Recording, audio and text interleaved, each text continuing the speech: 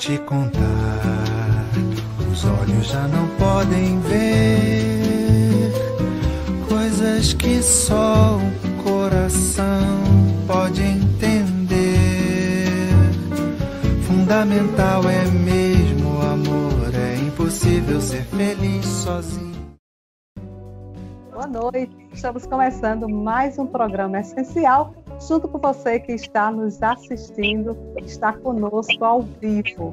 É um prazer imenso ter você aqui conosco. E deixa eu ver aqui quem está no chat. Rita, boa noite, Rita. Dá um retorno para a gente, como é que está o som, como é que está a imagem. Para a gente, Rita, legal. Ok, muito bem.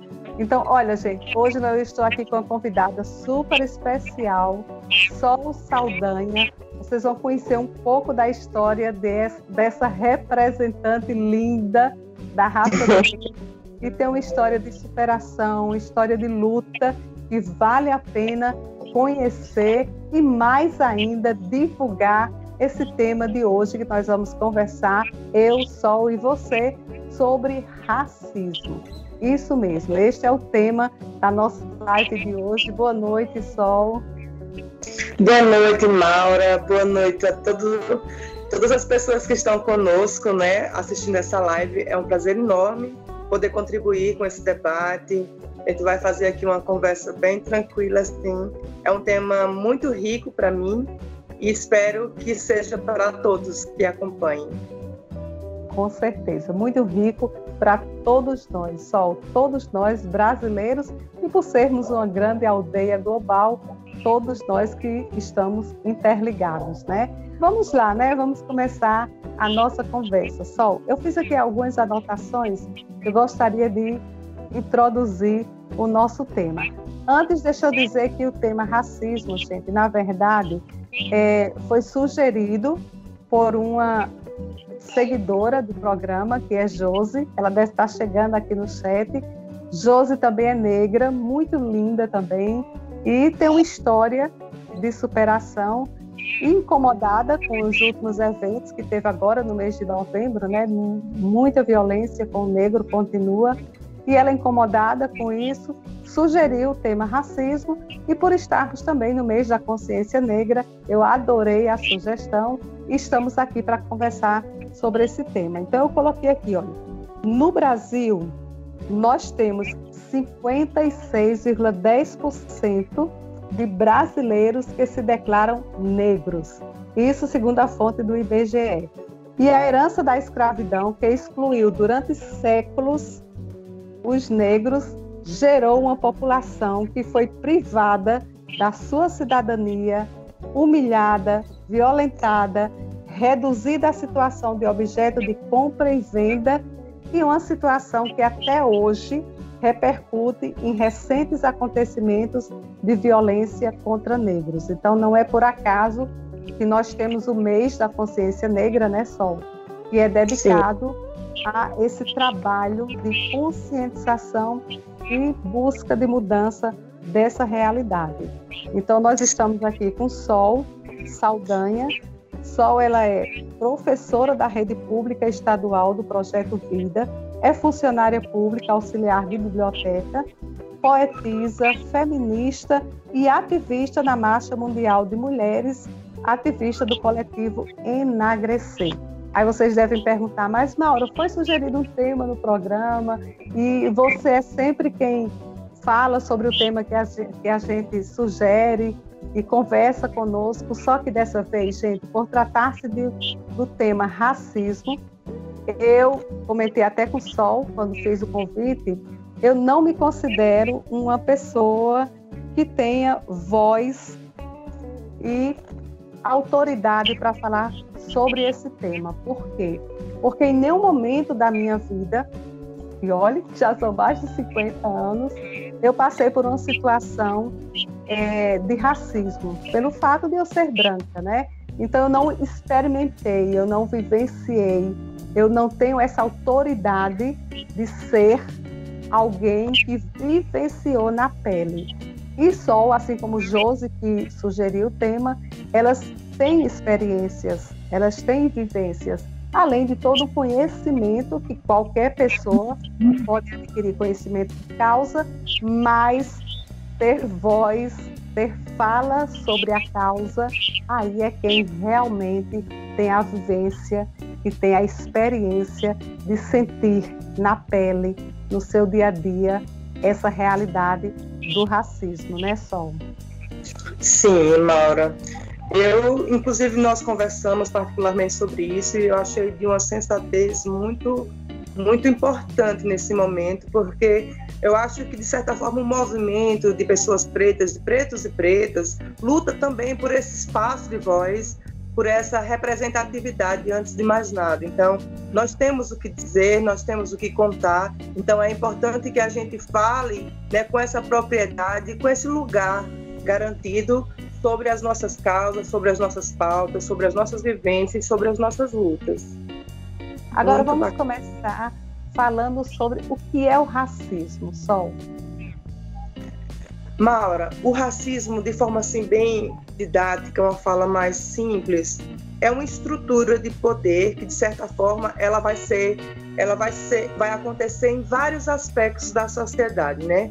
Então, o racismo, ele é a supremacia de uma raça, que, na verdade, o termo raça, ele surgiu dessa necessidade de oprimir os pretos, né? Então, é uma criação do povo branco, do europeu, do homem europeu, para escravizar um povo. Então, nós tínhamos etnias, e nós temos essa etnia. Então, a raça, o termo, ele surgiu dessa necessidade de classificar pessoas pelas suas características físicas, pelo seu tom de pele, para garantir um direito de oprimir, de explorar esse povo. E isso é um fenômeno que não aconteceu só no Brasil, né? Mas vem de Europa para cá, e o grande público, as grandes pessoas que foram escravizadas vêm de África, né? Então, por isso a gente sofreu tanta miscigenação, tanto dos povos brancos que nos colonizavam, como dos povos africanos que vieram para ser escravizados aqui no Brasil. Então, é importante que a gente compreenda isso, em detrimento de um povo, outro foi escravizado.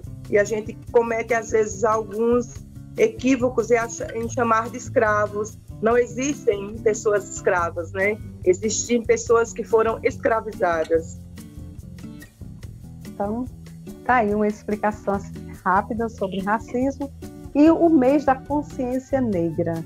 Por que esse mês, quando foi que ele surgiu e por que a necessidade de termos um mês dedicado à consciência negra, Sol? Nós temos todo Novembro Negro, né, em alusão a essas causas, a essa luta. E o dia 20 de novembro, que é o dia que é marcado, o Dia da Consciência Negra, ele nasceu em homenagem à morte de Zumbi dos Palmares. Zumbi foi um comandante guerreiro, que a história conta, sua história brilhante, em que ele formou um dos maiores quilombos que nós temos no Brasil, né, que é o Quilombo dos Palmares. Então, a gente procurou datas que se distanciassem, porque historicamente a gente conhece a história que os europeus nos contam, né? Então, nós tínhamos em abril essa data de libertação da Lei Áurea. Então, a gente queria fazer uma alusão à verdade dessa história, porque a Lei Áurea ela não aconteceu porque a princesa Isabel, de forma romântica, quis dar liberdade aos pretos. Mas é um histórico de muita luta, de muita resistência, onde o povo preto fugia, se aquilombava e determinava esse lugar de direito na sociedade. Então, o dia 20 ele é alusivo à morte de Zumbi dos Palmares, para que a gente tenha como essa referência de um líder, de uma pessoa que não se deixou escravizar entre nós. E eu sempre, quando falo no nome de Zumbi, eu gosto também de citar Dandara dos Palmares, porque a gente também tem, né, muita negação dos nomes das mulheres, e Dandara foi fundamental nesse processo de luta. Aliás, eu acho que Zumbi, eu me arrisco a dizer, só conseguiu ter tanto poder de articulação, de persuasão entre os negros por causa da companheira que era tão aguerrida quanto. Então, tá aí, adorei essa lembrança de Dandara, dessa figura feminina na história na história dos negros, né, e nessa luta de Zumbi, que realmente é sempre mais citado e mais lembrado do que a própria Dandara. Agora, você que tem essa vivência, essa experiência, quais são as atitudes de racismo que são mais comuns? Quando a gente estava conversando nos bastidores, você até me falou de um repertório linguístico que é presente na nossa realidade e que traz toda essa continuidade de um preconceito, de uma discriminação com relação à pessoa negra. Então, quais são essas atitudes mais comuns no dia a dia de racismo que você pode trazer para a gente, Sol? É uma fala assim, muito ampla, porque, na verdade, são coisas que me alcançam em vários aspectos, né? Eu penso que essa estrutura do racismo que acontece no seu familiar, na escola, na sociedade, o próprio direito, a própria Constituição precisou, e a gente ainda tem muita coisa a ser alterada nessas leis, né, que naturaliza toda essa estrutura, é muito complicado. Eu pego muito pelo aspecto da negação do nosso povo. Por exemplo, a questão da nossa autoestima.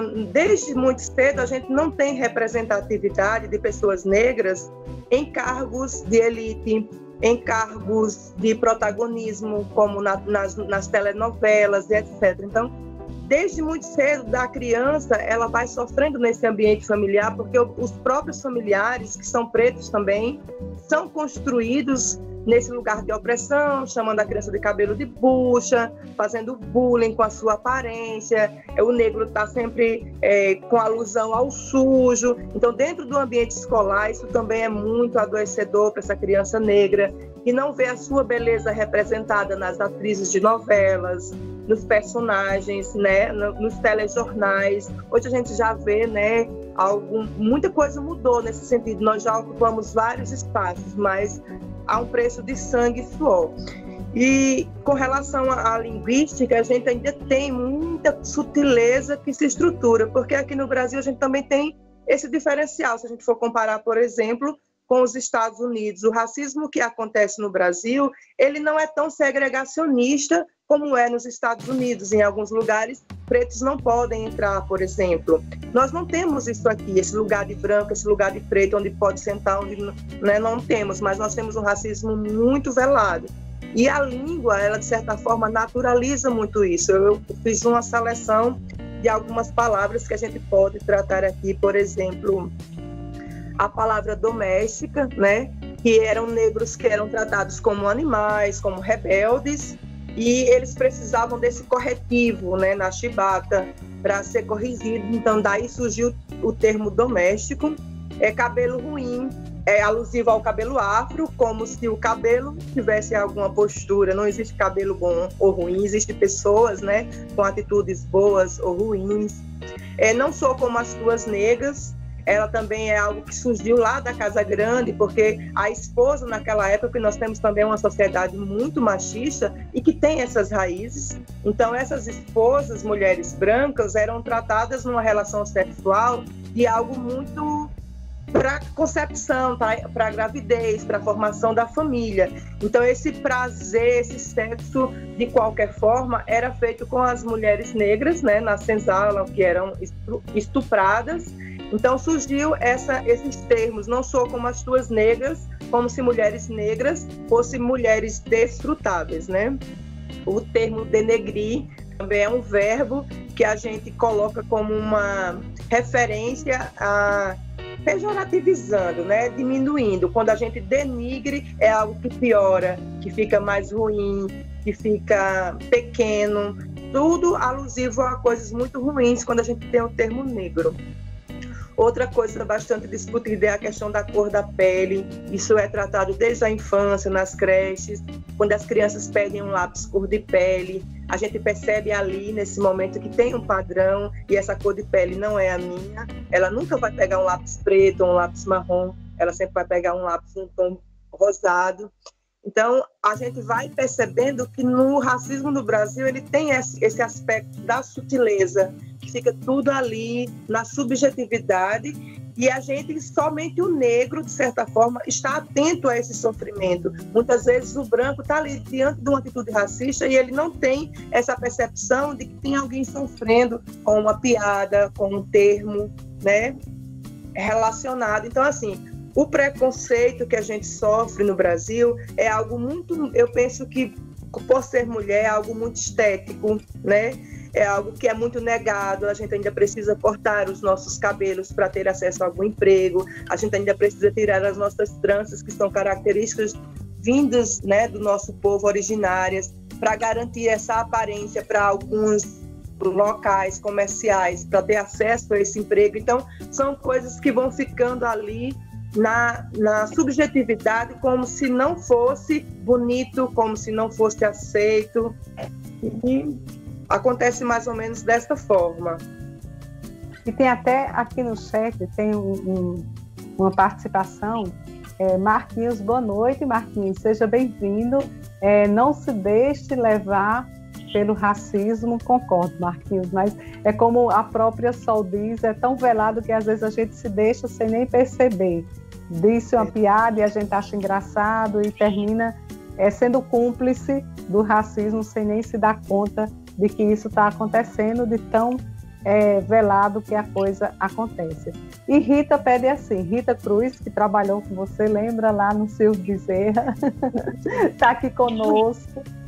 E Rita pede, Sol, para você falar um pouco sobre o que seria o racismo estrutural, que você, de certa forma, até já falou, né? Como você mesmo disse, aqui no Brasil nós não temos um racismo retratado através de leis, mas nós temos um racismo estrutural, e é isso aí que você estava já adiantando. Explica melhor para a gente o que seria esse racismo estrutural para quem está nos assistindo.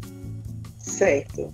A gente vai dividir a sociedade aqui. Nós temos aspectos de lazer, nós temos aspectos de segurança, nós temos lugares educacionais, lugares familiares. Então, quando a gente fala nesse aspecto da estrutura do racismo, a gente vai entender que em qualquer lugar que um preto esteja, ele vai sofrer situações que um branco não vai sofrer, porque isso está estruturado. Como? Vou pegar um exemplo. Em alguns entendimentos, a graça, a própria piada naturaliza muito o racismo. Tem pessoas que dizem, eu bati num banheiro e alguém disse, tem gente. Quando saiu, era o diabo de um negro. Já ouvi muito isso. Então, a gente percebe que está aqui no humor. Quando eu vou em alguns lugares, eu gosto muito de fazer o exercício da branquitude. Então, quando eu vou a alguns restaurantes que talvez não seja tão acessível, né, a pessoas da minha classe, inclusive, é algo que eu faço uma vez por ano, eu percebo que o meu entorno só tem pessoas brancas. Quando eu vou para algum lugar periférico, ou quando a gente pensa no próprio sistema carcerário, a gente vai ver uma população hegemonicamente preta. Então, a gente vai pegando essas classes sociais em termos financeiros e vai percebendo que existe um lugar para preto e um lugar para brancos. Quando a gente analisar a universidade, por exemplo, ainda é um lugar da elite, é um lugar branco, né, tanto pelos alunos quanto pelos profissionais em educação. Eu lembro de uma professora preta na minha graduação. E até no fundamental, no ensino médio, a gente percebe que a exclusão de pessoas pretas com acesso ao ensino superior ainda é algo muito aquém do quantitativo populacional, como você colocou. Então, a gente vai vendo essa estrutura, ela acontecendo em vários lugares da sociedade, como se isso fosse naturalizado. Aí a gente vai ver que tem um passado histórico, quando os pretos foram libertos, né, entre aspas, acabou a escravidão do dia para a noite. Então, nós tínhamos uma sociedade escravocrata e, do nada, essas pessoas foram jogadas das fazendas dos brancos para as ruas. E assim foi formado as favelas, né? Essas mesmas pessoas, anos e anos depois, centenas, né, de anos depois, com muita luta e muito direito, começaram a ter acesso à educação pública, porque até então pretos não podiam estudar. Então, a gente vai ver um passado histórico caminhando e que a gente vai tendo acesso, 300 anos depois, a gente começa, né, a ter esses direitos, essa Constituição alterada, porque tudo isso foi legitimado pela lei, esse não acesso, esse não pertencer. E ainda hoje, na contemporaneidade, a gente ainda tem que estar discutindo, por exemplo, o sistema de cotas, né? É algo muito pertinente de ser colocado. O sistema de cotas, ele não é algo que é a melhor saída para a educação. Nós defendemos uma educação pública gratuita e de qualidade, mas se a gente também não defende que esses pretos tenham acesso a esse ensino superior, quando a gente vê realidades diferentes entre a escola pública e a escola privada, que também ainda é um lugar de pretos e um lugar de brancos, a gente começa a perceber que a cota é fundamental para que a gente abra espaço e garanta, porque é uma garantia histórica, é uma reparação histórica, é um ato de afirmação e de reparação mesmo, com um público que...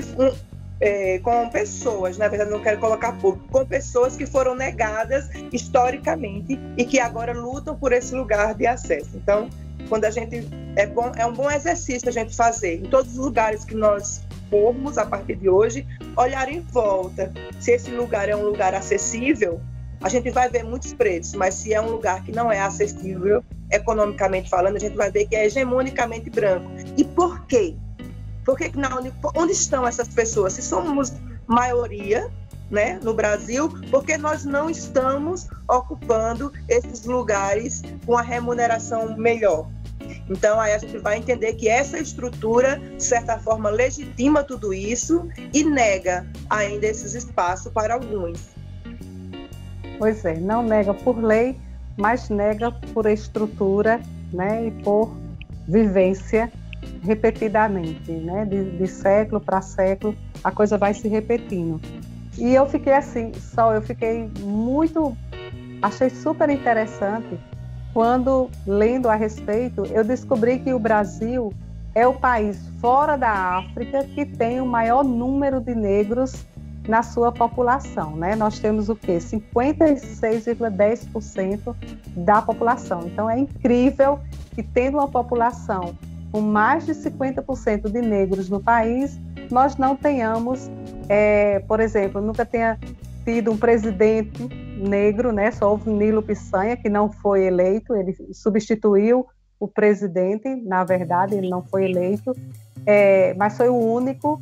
E nós não temos o juiz, nós não temos assim, cargos, tanto no executivo, como no legislativo, como no judiciário, que sejam importantes e que tem um negro nessa função. Então, isso é no mínimo estranho para um país com a idade e a população de mais de 50% de negros, né? Então, daí essa estrutura toda que você falou, que de certa maneira justifica. E quando eu coloquei a questão, olha, os escravos, eles foram por milhares, como você disse, por décadas, eles foram formaram uma população privada de cidadania, humilhada, violentada, reduzida a essa situação de objeto de compra e venda, que inclusive agora no Black Friday tem uma imagem assim que me deixou um pouco chocada quando eu vi, que mostra o quanto isso veladamente, o quanto essa realidade veladamente, ela ainda é cultivada até inconscientemente. Mostra aí, Alain, essa imagem que assim, me chocou e que eu gostaria que você fizesse um comentário a respeito.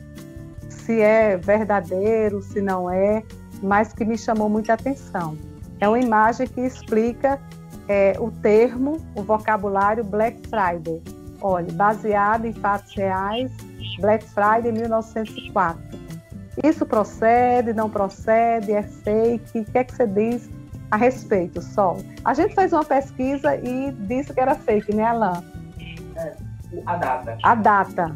A imagem não, a data. Mas eu trouxe mesmo assim, porque eu achei ela impactante. E gostaria de ouvir o seu comentário. Eu não consigo visualizar a imagem, mas nós comentamos sobre ela. Eu acredito que é a mesma que nós discutimos. Mas, assim, em relação à data, que tem na imagem que vocês pesquisaram e viram que era fake, né? É importante que a gente perceba que a Black Friday, existem duas teorias sobre o surgimento do termo, e algumas correntes, alguns movimentos sociais, eles defendem uma dessas teorias que diz que ela é alusiva à Feira de Negros num passado que acontecia na sexta-feira. Então, era a Sexta-feira Negra, né? Uma feira de pretos. E eu acho que essa imagem que você colocou, ela faz alusão a uma feira que aconteceu recentemente, eu acho que não tem 2 anos dessa postagem, no Haiti, onde negros ainda são vendidos em feiras livres. E nós sabemos a realidade, existem muitos trabalhos escravos aqui no Brasil ainda, né? A gente não tem a feira livre de pretos, mas ela tem uma origem, e o termo Black Friday, ele surge dessas feiras, né? Teorias defendem isso. E eu ia dizer algo que eu realmente me deu um lapso de memória a respeito de tudo isso, mas eu acredito, honestamente, que a gente precisa discutir pelo aspecto da linguística. Na campanha passada, o Boticário, inclusive, foi uma das lojas que se sensibilizou com essa teoria, com essa discussão, com esse resgate, e não adotou o termo Black Friday, justamente em respeito aos movimentos, né, às causas, e adotou outro termo para não utilizar e não reforçar, não naturalizar esse passado histórico, tão sofrido, inclusive. Com certeza que nós estamos aqui justamente conversando sobre isso. E aqui em Currais Novos, Currais Novos, para quem não conhece, fica no estado do Rio Grande do Norte, aqui no Nordeste, e nós temos, não só na nossa cidade de Currais Novos, mas em cidades circunvizinhas no nosso estado, nós temos comunidades quilombolas, quer dizer, que são negros que moram em comunidades isoladas do convívio com os brancos, né? Isso, Sol, fala um pouquinho dessas comunidades que você conhece aqui na nossa realidade. As mais conhecidas e próximas que nós temos aqui em Currais Novos os Negros do Riacho, né, a comunidade dos Negros do Riacho. Nós temos em Lagoa Nova, na Macambira, próximo ali do Buraco de Lagoa, nós temos outra comunidade quilombola. Nós temos aqui em Parelhas, né, a comunidade da Boa Vista. Então, esses quilombos, eles representam a luta de um povo, né? O lugar de refúgio quando esses negros fugiam das senzalas e buscavam esses lugares de refúgio para assim fortalecer as suas vivências, e lá nesses espaços eles podiam cultuar os deuses, os orixás deles, eles podiam jogar a dança característica do povo africano, que era a capoeira, e que para além da dança também tinha um aspecto de luta, era como esses negros se divertiam e também aprendiam formas de lutar para se defender dos capitões do mato, né? Então, nós temos essas 3 comunidades, são as mais próximas, mas nós temos quilombos espalhados por todo o Brasil, porque éramos um país totalmente escravocrata. Então, esses quilombos, eles são muito caros para a nossa história. Antes de mais nada, ainda é uma luta por esses territórios, para que se garanta esses espaços para as pessoas que ainda moram. São comunidades de pessoas pretas e tintas, porque a gente também confunde muito essa questão do tom de pele com a raça, porque nós somos muito misturados. E eu gostaria até de falar sobre isso, porque recentemente eu vivi uma situação dessa. Um branco,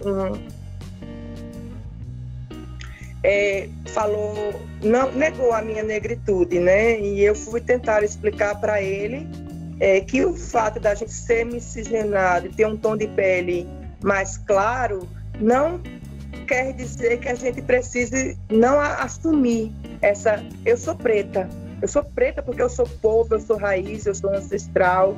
E os estupros que as minhas, né, antepassadas sofreram por homens brancos e que miscigenou o meu povo, não faz com que eu não tenha vindo deste povo e que eu não possa assumir isso, porque nós temos no Brasil apenas um percentual salvo engano, 7% de pessoas pretas retintas. E geralmente estão nos estados da Bahia, do Pernambuco, né? E mesmo assim nós temos essa tonalidade muito misturada de outros povos também, né? Então, é isso. O quilombo, ele, de certa forma, ele representa essa nossa luta e geralmente quem mora nos quilombos tem essa característica do tom de pele mais preto, mais retinto. Quer dizer que mesmo que você tenha um tom de pele mais claro, que é a grande maioria, como você mesmo colocou, mas são considerados negros, mesmo sendo moreno. Existe moreno claro, mas quando você vai colocar lá, vai registrar o seu tom de pele, você registra como negro, não é isso? Negra? Porque a autodeclaração é um direito constitucional, inclusive inalienável. É por isso que existe pretos e pardos. Os pardos são pessoas que têm um tom de pele muito mais claro. Eu posso usar as minhas próprias filhas, por exemplo, né? Tem um tom de pele muito claro, mas as características estão lá, do nariz, da boca, dos cabelos, do corpo, dos quadris. Então, nós temos uma ancestralidade. Então, a gente não pode negar esse direito dessa autodeclaração de pardos. Inclusive, eu conheço pessoas pardas que ficam nesse conflito. O que é que eu sou? Eu não posso dizer que sou preta, mas eu também não sou branco, né? Então, é importante que a gente entenda que é constitucional essa autodeclaração, né, de pretos e pardos. Quando você se reconhece enquanto origem, enquanto povo, você conhece as suas raízes, né, a sua árvore genealógica e se autodeclara. É algo que ninguém pode questionar, é a declaração das pessoas. E é exatamente por isso que nós temos um percentual de 56, alguma coisa de pessoas de origem, né, de afrodescendentes, porque são pretos e pardos, não necessariamente num tom de pele retinto. E você tocou um ponto quando você falou a questão do moreno. Uma mulher morena, por exemplo, é uma mulher branca de cabelo preto. Uma mulher negra é uma mulher negra. Então, mulheres que estão antenadas com essa discussão não aceitam ser chamadas de mulheres morenas, porque quando a gente vai entender esse passado, a gente entende que também era um termo lá antigo para negar que existiam mulheres pretas, para que a gente negasse a raça, para que a gente não se declarasse, porque teve questões históricas em que a elite branca, de certa forma, temeu essa maioria preta, que esse povo se reconhecesse como parte e que isso fosse motivo de grandes revoltas e de retomada de poder. Então, eu não aceito ser chamada de morena. Inclusive, tem pessoas brancas que negam essa declaração da gente. Não, mas você não é preta, você é morena. Sim, eu sou preta, a minha raiz está lá, meu povo vem de África, né? Eu não nasci assim no Brasil do nada, eu tenho todo um passado histórico e eu me orgulho disso. Não pode ser considerado como uma ofensa a autodeclaração de uma mulher negra. Muito pelo contrário. Eu adorei a sua colocação, porque eu ainda vejo muito presente isso, nessa questão de negar a negritude, de negar ser preta, usando essa palavra, eu sou morena clara. Eu acho que é interessante se ouvir isso, para que se pense mais a respeito. Olha, Marquinhos, meus parabéns por ser guerreira, assumida, né, e guerreira nesse assunto também. Rosailma, boa noite minha amiga Rosailma. Rita está dizendo, excelente explanação, muito didática e de fácil entendimento. Letícia Lima, boa noite Letícia, seja bem-vinda. Sol, fale um pouco sobre a guerra às drogas, mercado pelo contexto de raça e etnia, pobreza e periferia social. Quer que eu repita? Quero. Fale um pouco sobre a guerra às drogas. Menina, guerra às drogas. É uma droga mesmo. Guerra às drogas, marcada pelo contexto de raça e etnia, pobreza e periferia social. Olha, eu tenho até medo de algumas perguntas, porque minha área de atuação não é história, e o meu conhecimento, ele de alguma forma, ele se limita em muitos aspectos, e talvez esse seja um assunto em que eu não posso trazer alguns dados, né, estatísticos ou científicos para a minha fala. É uma fala muito mais de como eu compreendo essa realidade social. A gente acaba vendo a questão da estrutura lá desde o início. Então, a gente vai pegar os dados do IBGE, por exemplo, a gente sabe que a grande concentração nas favelas, a questão de classe social, ela tem um lugar para pretos e um lugar para branco. E o tráfico, ele acaba concentrando nas regiões periféricas, e é exatamente por isso que a gente discute tanto, que a gente tem a morte, por exemplo, do Beto recentemente, onde a gente vai compreendendo esse genocídio da população preta.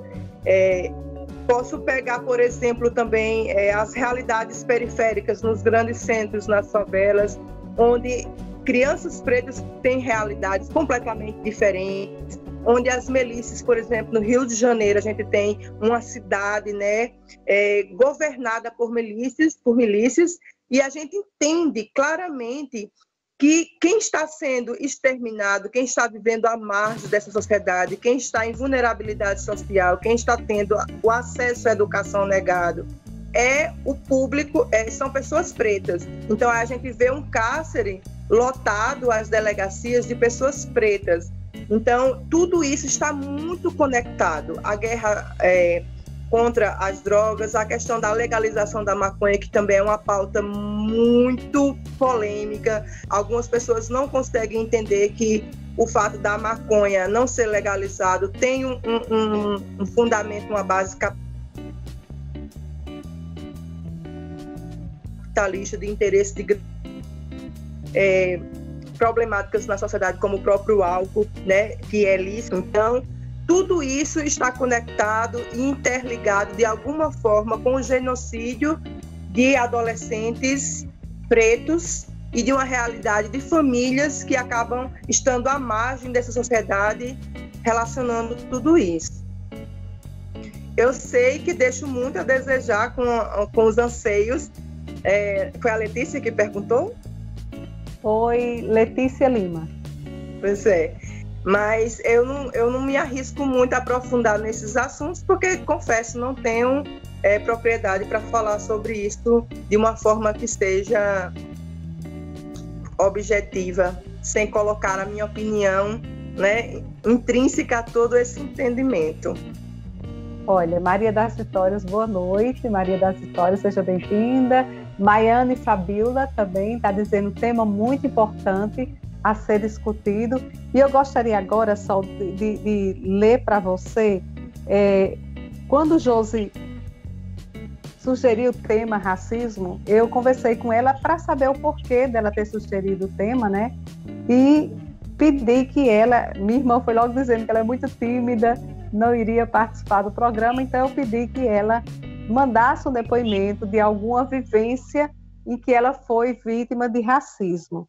E ela colocou, ela mandou para mim essa mensagem aqui, eu vou ler para você fazer um comentário. Ela diz assim: o racismo está dentro dos conjuntos preconceito e discriminação, né? Estão associados. Relato de quem já passou por isso, isso ela dizendo. Eu vou começar de novo. O racismo está dentro dos conjuntos preconceito e discriminação. Relato de quem já passou por isso, por ser doméstica e por motivo de não estar à altura da loja, acho que não, por motivo de acharem que não estava à altura da loja e que não poderia pagar as compras. Infelizmente, não fui atendida na minha própria cidade, mas saí da loja de cabeça erguida e pé no chão, de que naquela loja não voltaria mais. Sou feliz por ser a pessoa de amor próprio e não tenho vergonha da minha cor, de ser doméstica e simples. Gratidão é meu nome. Isso aqui na nossa cidade, né? Josi? Josi. Olha, É muito forte o relato da Josi, cortante, né? Porque acaba cortando na minha pele também, me faz sangrar. E eu sinto muito, Josi, que você ainda precise passar por essas situações que eu também passo, que provavelmente as minhas filhas passam, e tantos outros pretos e pretas ainda passam nessa cidade. E a gente pensa assim, Currais Novos, um lugar tão acolhedor, tão lindo, tão maravilhoso. Verdade, mas a gente também não pode esquecer que a estrutura do racismo, né, que a gente estava falando, muitas coisas estão dentro da gente e a gente nem tem, às vezes, a intenção de ser racista, mas tem ali. Vou fazer uma separação de alguns termos. O racismo, que é estrutural, que é essa, em detrimento de um povo, outro povo se beneficia, né? Aí a gente tem a discriminação, que é o que a Josi sofreu. Você está sendo discriminado de alguma forma por ser preto. E a gente tem a questão do preconceito, que também é algo assim muito sutil, a discriminação e o preconceito. O preconceito é quando eu não sei nada sobre um indivíduo, mas eu olho para ele é branco, eu acho que. Eu olho para aquele e ele é preto, eu acho que. Mas eu não tenho base nenhuma para achar nada. Quando eu venho numa rua, por exemplo, escura, e vem um menino loiro de olhos azuis, ele não é tão assustador como se eu visse um menino negro com trajes que eles gostam, de moletom, de boné. Então, eu já acho que aquele indivíduo representa um perigo. Então, está aqui a questão do preconceito. Eu preconceituo alguém pelo simples fato dele ser preto. E quando a gente faz essas separações, a gente percebe que tudo isso está dentro de nós. E é muito importante que a gente se reconheça racista, porque nós somos educados nessa estrutura social para reproduzir tudo isso e se perguntar até quanto de racismo ainda existe em mim, no meu entendimento, no meu comportamento, na forma como eu me comunico, como eu trato as pessoas. Porque enquanto a gente não se reconhecer educado aqui, a gente não vai admitir que nós somos ainda muito racistas.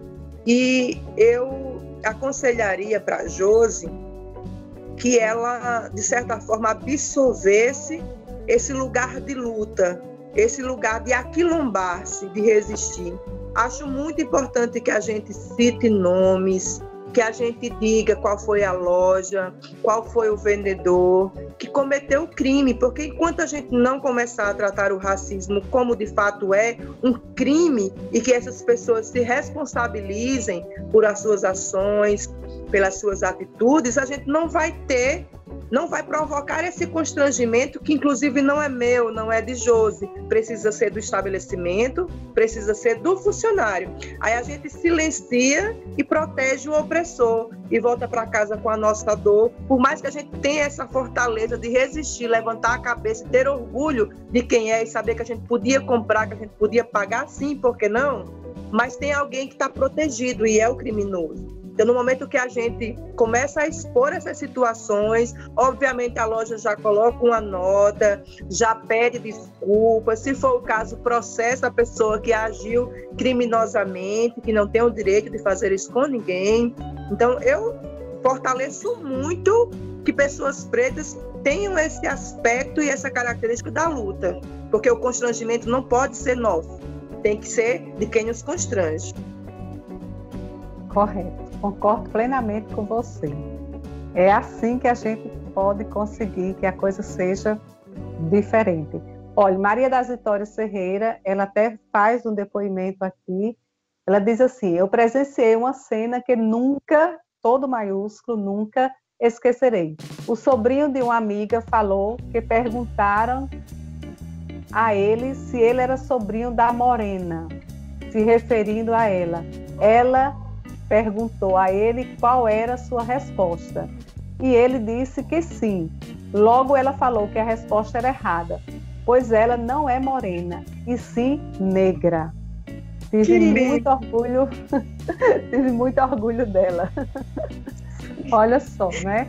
Então, são coisas assim que a gente, depoimentos assim, partilhas assim, como a sua, Sol, como a de Maria das Histórias, como a de Josi, que a gente conhecendo, a gente ouvindo, a gente refletindo sobre, a gente aprende a lidar com essa realidade do racismo, que muitas vezes a gente faz parte e não se dá conta de que está sendo cúmplice de um racismo velado.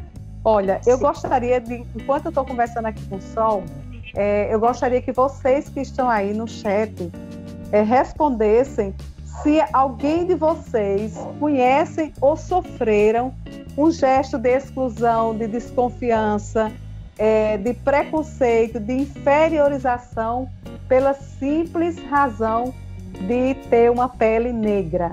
Então, se vocês conhecem alguém assim como Maria das Vitórias, ou se você que está aí nos acompanhando sofreu ou passou por uma situação semelhante a essa, conta pra gente aí, que a gente já está no finalzinho da nossa conversa, mas dá para partilhar dessa experiência para que a gente possa crescer juntos, e é esse o nosso objetivo aqui do programa. Agora, eu gostaria que você falasse um pouquinho de você. Como foi a sua luta? Como é que você chegou a essa realidade atual em que você se encontra, de ser professora, de ser ativista, de estar à frente do movimento coletivo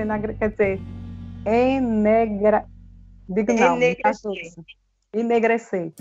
Então, como foi assim? Conta rapidinho para a gente um pouquinho da sua trajetória. Como é que você conseguiu superar essa realidade racista que faz parte da nossa vida? Como é que você chegou ao que você chegou hoje? Como é que foi isso?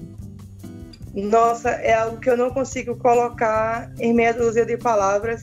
Inclusive, me pega até num aspecto assim emocional. Casei muito cedo, né? Eu tive que dividir a minha infância com trabalhos e estudos, né?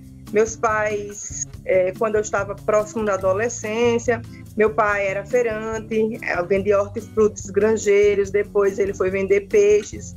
Em todas essas atividades, a gente estava presente, né, trabalhando pela madrugada, dormia dentro das barracas de feira. Era uma situação para continuar estudando e dividir essa ajuda familiar, porque fazia parte da garantia, né, da nossa renda. Então, eu casei muito cedo e fui mãe várias vezes, e sempre a minha graduação ou a continuidade de uma vida acadêmica era algo que ia ficando em segundo plano, porque não dava para conciliar a questão financeira com o trabalho, com o estudo. Então, quando, 17 anos depois, sala de aulas, minhas filhas já estavam mais crescidas, eu resolvi fazer ENEM, e eu entrei pelo sistema de cotas, mas eu tenho muito orgulho de dizer que eu não precisava das cotas para ter ingressado, né, no ensino superior, mas eu fiz questão de entrar pelas cotas, né, porque era um lugar que era meu, que tinha sido pensado enquanto política pública para mim. E foi uma trajetória muito complicada, muito dolorida. A gente até consegue contrariar o que o sistema pensa para o povo preto, que é sempre servir e produzir riquezas para os brancos, historicamente falando. Então, quando um negro consegue vencer toda essa realidade e dizer, não, mesmo sangrando eu vou, a gente chega. Isso não é romântico, eu não romantizo isso, não é para ser assim, mas é muito importante que a gente diga para os nossos iguais que eles também podem, que eles não se contentem com esse lugar de destino. E em sala de aula, a gente acaba, tanto quanto aluna, porque eu tive do outro lado, né? A gente acaba conseguindo esse respeito. Existem dados estatísticos na universidade que dão conta que alunos cotistas têm um IRA até o final do curso muito maior do que muitos alunos que não entraram pelas cotas. Isso, de certa forma, dissipa de uma vez essa ideia de que pretos têm limitações intelectuais e por isso precisam das cotas. Isso é péssimo, inclusive, mas muitas pessoas defendem isso, que nós não entramos por mérito, porque não temos capacidade intelectual para entrar. Então, Isso por si só, a universidade extinguiu quando fez pesquisas a respeito do IRA dos alunos cotistas, e na própria sala de aula. A gente também acaba querendo fazer essa mudança, porque você vai para o chão de uma escola pública, onde você é a professora preta, quando você olha em torno de si a maioria da turma, porque nós somos maioria no Brasil, é um público preto, e você quer de alguma forma pensar junto, trazer para a sua aula a multidisciplinaridade dessas temáticas, dessas discussões, fazendo com que esses alunos entendam a importância de valorizar a escola pública, valorizar os profissionais da escola pública e, mais do que tudo, ter um projeto de vida que lhes garantam esse acesso na sociedade. Mas não é fácil e não é romântico. É muito sangrado e muito doloroso, mas a gente pode, sim. Com certeza. E a prova de que pode é você que está aqui conversando conosco, né, dando esse lindo depoimento, e as pessoas aqui também estão no chat respondendo que sim, já passaram por situações de preconceito, de discriminação, de exclusão, de inferiorização. Olha, Letícia respondeu que sim. Maria das Vitórias Ferreira também disse que sim. Maria das Vitórias falou que a mãe dela, por ser morena, sofreu esse racismo. A irmã em Santa Catarina também, por ser morena e nordestina, era chamada de negra e miserável. Lúcia Jose está elogiando a temática, dizendo que está maravilhosa. Rita está parabenizando. Lúcia Jose também chegou agora. Boa noite, Jose. Que bom que você está. Quer dizer, chegou agora não, falou agora, mas está conosco desde o início. Jose também, né, que deu depoimento. Então, dá para perceber pelos depoimentos de quem está conosco ao vivo que realmente é uma realidade ainda o racismo, está presente sim, e é impressionante como você consegue, Sol, colocar para a gente de uma maneira assim muito, como Rita disse, didática, mas ao mesmo tempo de muita emoção, de muita força, de muita luta, de muita garra e muito orgulho acima de tudo por ser negra, por ser preta, pela sua origem. É muito lindo isso, sabe? É assim, de um encanto que vale a pena a gente ver, a gente presenciar, a gente divulgar. Eu estou me sentindo muito orgulhosa de estar aqui ao seu lado, dando e partilhando dessa oportunidade de que as pessoas conheçam você e conheçam essa história de luta que você está partilhando aqui conosco, né? Maura. E nós já estamos no nosso finalmente. É muita coisa, a gente não conseguiu assim, contemplar nem a metade da pauta, mas eu queria que você ficasse muito à vontade para você colocar aquilo que nós não contemplamos pela pauta que nós redigimos antes, eu e você, mas que você considera essencial que seja enfatizado, que seja dito agora. Fique assim bem à vontade. É muito complicado a gente falar do óbvio, defender o óbvio e ouvir na atualidade muitos discursos que relativizam a luta, que de certa forma nós temos inclusive em cargos públicos pessoas que negam esse racismo, essa estrutura e esse sofrimento de muitos, onde vamos colocar em comparação, eu e você chegando numa loja, eu ainda tenho todo um cuidado com a minha bolsa quando eu entro numa loja, eu ainda sinto que tem pessoas olhando para mim com esse olhar pejorativo, como a Josi colocou, será que ela pode comprar aquele objeto que se propõe, ou a gente tem um cuidado de deixar a bolsa sempre à mostra, como se a gente estivesse sempre numa situação de que estou sendo suspeita, que vou levar algo. Então, tudo isso é algo muito doloroso que a gente enfrenta, essa necessidade que as pessoas têm de tocar os nossos cabelos, de falar que nós somos pessoas exóticas. Tem gente que diz isso quando vê uma mulher negra, que a sua beleza é exótica. Eu me sinto uma girafa no zoológico, não vou mentir para ninguém, quando alguém acha a minha beleza exótica. E é exótica porque eu sou uma mulher humana como qualquer outra, né? Por que é tão exótico? Então, são questões muito sutis, como eu coloquei no início, que as pessoas não percebem que ali há um sofrimento continuado e cotidiano, né? Onde a gente ainda tem que enfrentar tudo isso. E uma das coisas que eu gostaria muito de tocar, que a gente não tocou, é com relação às políticas, ao espaço do executivo, ao espaço do legislativo. Somos maioria no país, não temos essa representação política em grande massa, ainda é uma luta muito grande, e enquanto pretos e pretas não estiverem atentos para votarem, para elegerem, para oportunizarem pessoas pretas, nós nunca teremos uma Câmara pautando a nossa realidade. Então, é urgente que a gente comece a fechar com isso. Vou eleger pessoas pretas, porque eu sou preto, ter essa consciência da sua etnia e de qual é a sua bandeira e qual é a realidade social que a gente quer, e que não é essa. Para que essa educação ela seja cada vez mais investida, libertária e libertadora também. Nesse pleito, exclusivamente, nós temos, depois da morte de Marielle, uma morte trágica e muito dolorosa também para a gente, mas a gente vê as sementes de Marielle, sabe? Então, a gente tem cada vez mais pretos e pretas com discursos qualificados, e nesse pleito, exclusivamente, nós temos uma representatividade crescida de mulheres também, né? Infelizmente, Currais Novos não vivenciou essa realidade, nós perdemos, né, cadeiras de mulheres, de pretos. Eu nem vou tocar no assunto porque é mais embaixo ainda. Mas assim, a nível de Brasil, nós temos uma crescente muito considerável desse movimento, do fortalecimento dessa luta, e é isso, é algo que não nos colocam mais de volta. Foram 300 e tantos anos de escravidão, não nos colocam de volta na senzala, não nos colocam de volta nos fogões, né, nos serviços de babás. Nós queremos as mesmas oportunidades de qualquer outra pessoa, porque nada mais justo, mais equo do que isso.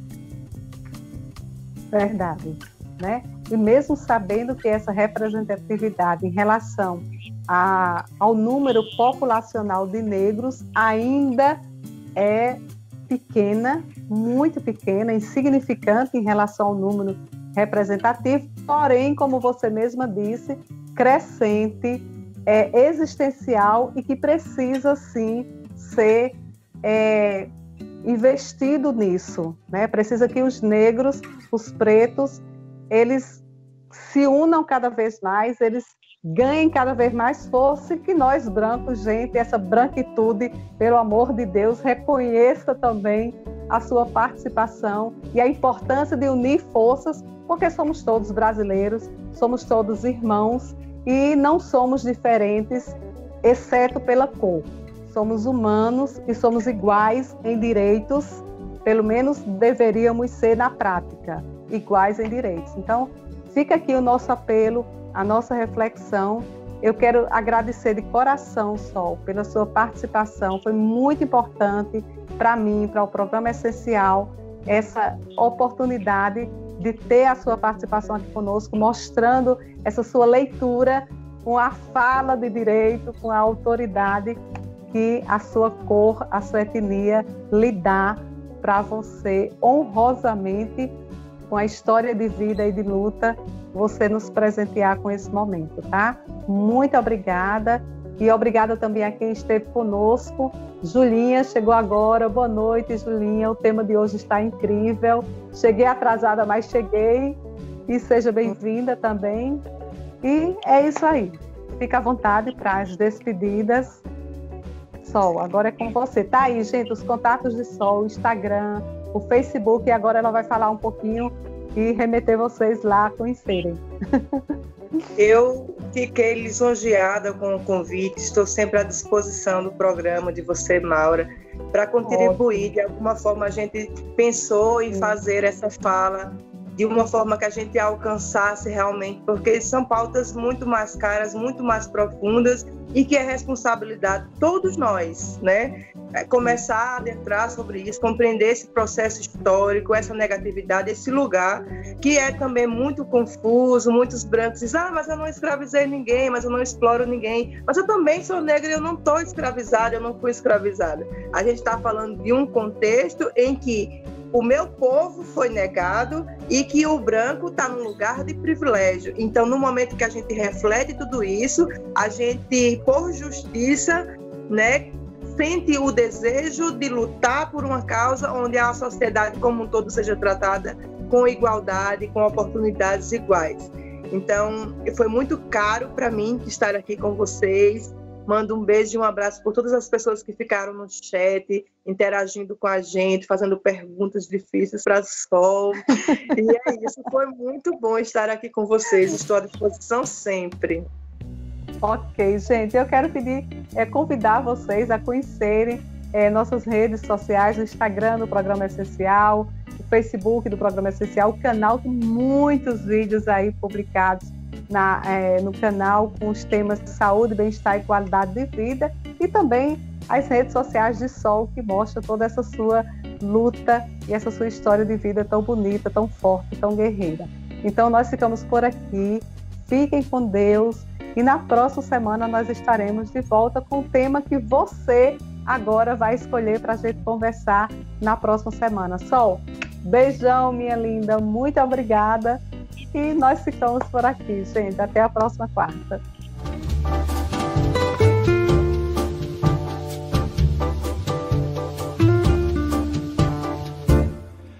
Vou te contar, os olhos já não podem ver coisas que só o coração pode entender.